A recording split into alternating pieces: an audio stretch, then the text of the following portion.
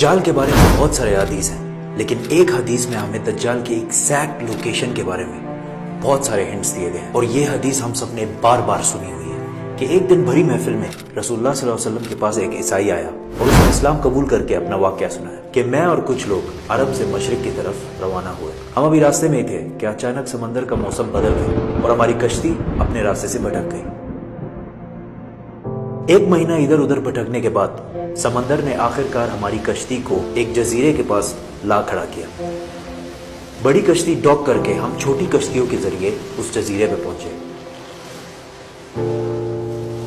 اور وہاں ہماری ملاقات ایک عجیب قسم کے مخلوق سے ہوئی جو بالکل کالا اور جسم پر بہت زیادہ بال تھے اس کے، اور اس نے اپنا نام جساسا بتایا۔ ہم نے اس سے پوچھا تم کیا چیز ہو، کیا مخلوق ہو؟ اس نے بولا مجھے چھوڑو، وہ ادھر ایک مندر ہے، ادھر جاؤ، وہاں ایک شخص تمہارا بہت شدت سے انتظار کر رہا ہے۔ اندر ہم نے ایک شخص کو زنجیر میں بندھا ہوا دیکھا اور اس نے ہم سے 3 سوال پوچھے کہ مجھے بیسان کے درختوں کے بارے میں بتاؤ، کیا اس میں کوئی فروٹ پھل وغیرہ ہیں؟ ہم نے کہا بالکل، وہاں بہت فروٹس پھل وغیرہ ہے۔ اس نے کہا بہت جلد وہاں کچھ بھی نہیں ہوگا۔ پھر اس نے پوچھا مجھے لیک آف تبریہ کے بارے میں بتاؤ، کیا اس میں پانی ہے یا نہیں ہے؟ ہم نے کہا وہاں بہت پانی پڑا ہوا۔ اس نے کہا بہت جلد یہ بھی خشک ہو جائے گا۔ اور پھر اس نے کہا مجھے اس امی پیغمبر کے بارے میں بتاؤ، کیا کیا ہے اس نے ابھی تک؟ ہم نے بتایا کہ وہ مکہ سے نکل کر مدینہ میں آباد ہو چکا ہے۔ اس نے کہا کیا واقعی وہ یثرب مدینہ آ چکا ہے؟ یہ کہتے ہی اس نے کہا کہ اب میں بتاتا ہوں کہ میں کون ہوں۔ میں ہوں دجال، اور بہت جلد میں اپنی قید سے آزاد ہو جاؤں گا اور تمام علاقوں میں جاؤں گا سوائے مدینہ یعنی یثرب کے۔ رسول اللہ صلی اللہ علیہ وسلم نے تمام لوگوں کو مخاطب کر کے کہا اے لوگو، یہ ہے یثرب مدینہ۔ تمیم الداری جو کہہ رہا ہے مجھے اس میں سچائی نظر آ رہی ہے۔ یاد رکھو دجال شام کے سمندر میں ہے اور نہ یمن کے سمندر میں۔ اور اپنے ہاتھ سے مشرق کی طرف اشارہ کر کے کہا دجال مشرق میں ہے، دجال مشرق میں ہے، دجال مشرق میں ہے۔ اب سمپل سی بات ہے، ایز وی نو کہ مشرق کی طرف سفر کے بعد ان کی کشتی ایک جزیرے پہ رکی تھی۔ So let's just find out all the islands east of مدینہ۔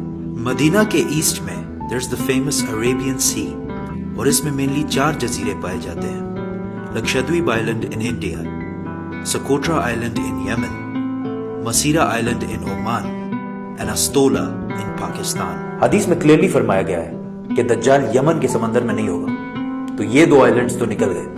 رسول اللہ صلی اللہ علیہ وسلم نے مدینہ میں جو مشرق کی طرف اشارہ کیا تھا، اگر اس سے ہم ایک سیدھی لائن کھینچیں تو وہ بالکل استولا آئلینڈ کے اوپر سے گزرتی ہے۔ اور جب جساسا نے ان کو اس جزیرے پہ ایک ٹیمپل مندر کی طرف بھیجا تھا، تو اس جزیرے پہ ایک مندر ٹیمپل کے کوئی ریمینز تو ہونے چاہیے۔ انڈیا کے اس آئلینڈ میں تو ایسا کچھ بھی نہیں ہے، لیکن پاکستان کے استولا آئلینڈ میں پتہ ہے کیا ہے؟ مندر۔ لیکن یہ تو 1450 سال پرانی کہانی ہے، مندر تو ابھی 40-50 سال پہلے بنا ہوگا۔ 2000 سال پرانا مندر، اور مندر بھی کس کا؟ کالی ماتا، ہندوؤں کی سب سے خطرناک اور خوفناک گاڈس، دیوی، جو دکھنے میں بہت خوفناک اور جس کے جسم پر بھی بہت زیادہ بال ہیں۔ کچھ یاد آیا؟ جساسا۔ ان صحابیوں نے جس عجیب سے مخلوق کی بات کی تھی وہ بالکل ہندوؤں کے اس بھگوان سے ملتا جلتا ہے، لیکن اگر آج آپ استولا آئلینڈ جائے تو آپ کو دجال نہیں ملے گا۔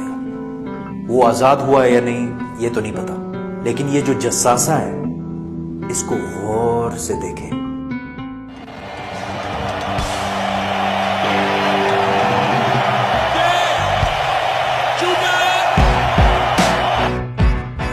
1970 کے امریکن میوزک انڈسٹری کے سب سے بڑے بینڈز میں سے ایک بینڈ رولنگ سٹونز ہے۔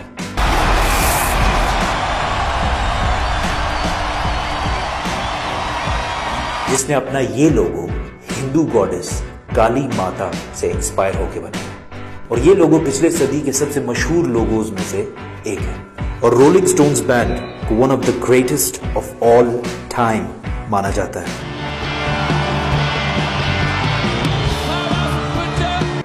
ون وے اور دی ادر، دجال کے جزیرے والے جساسا کا پوری دنیا کے میوزک انڈسٹری اور فلم انڈسٹری کو شیپ کرنے میں بہت بڑا ہاتھ ہے۔ کوئنسیڈنس؟